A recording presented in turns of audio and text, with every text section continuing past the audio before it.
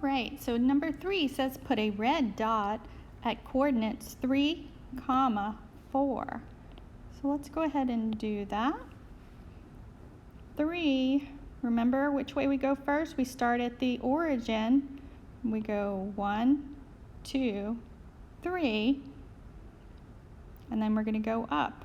1, 2, 3, 4. So we're going to put a red dot there. Erase my other mess. Okay, and then it says put a blue dot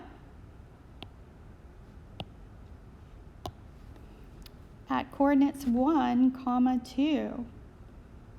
So coordinates 1, 2. So if we start at the origin and we count over 1 and then up 1, 2, we put our dot there.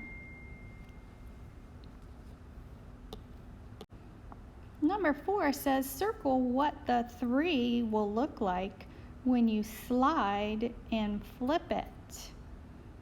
Slide and flip it.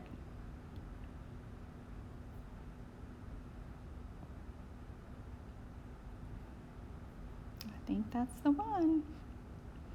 All right. Number 5, fill in the correct symbol, plus, minus, or multiply. So 16 minus 9 is 7. And let's see, and then we've got 4. We've got to find something equal to 7. So 4 plus 3 would equal 7. So 3 equals 3. Not minus 1, because that would be 3 equals 2. Not plus, because then that would be 3 equals 4. So it must be times. 3 times 1 equals 3. All right.